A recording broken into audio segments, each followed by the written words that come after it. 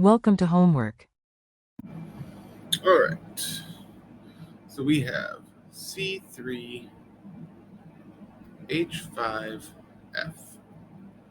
And we're asked what the degree of unsaturation is. Let's remember the degree of unsaturation formula. It's the number of carbons minus the number of hydrogens divided by 2 minus the number of halogens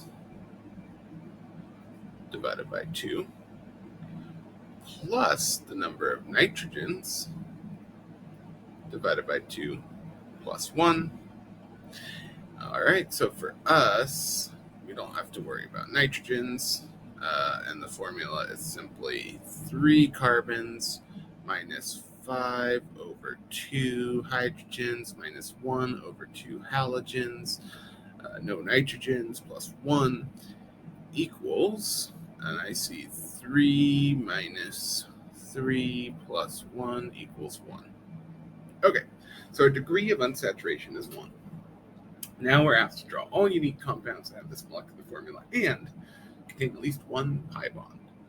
Right, so recall the degree of unsaturation tells us either the number of cyclic structures or the number of pi bonds, right? So technically, something like this would also be possible, but we're not interested in that right now. Okay, so C3H5F. That's one double bond. Okay, so we know we've got to have a double bond somewhere in the structure, and we know we've got to have an additional carbon. So this is sort of our skeleton, if you will, right? From here, we're really just saying, where can we put a single fluorine? And, what are the unique places that we can put fluorine?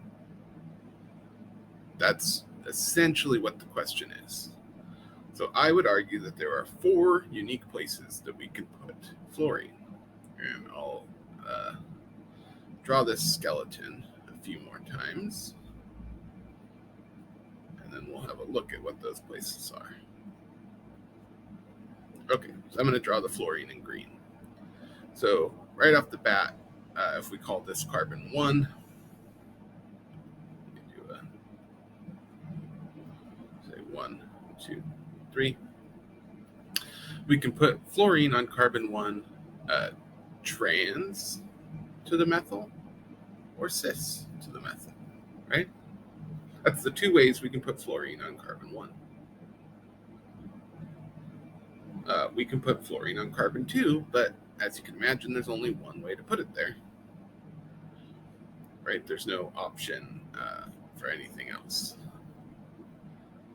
And then finally, we can put a fluorine on carbon 3. Right, that's our final option.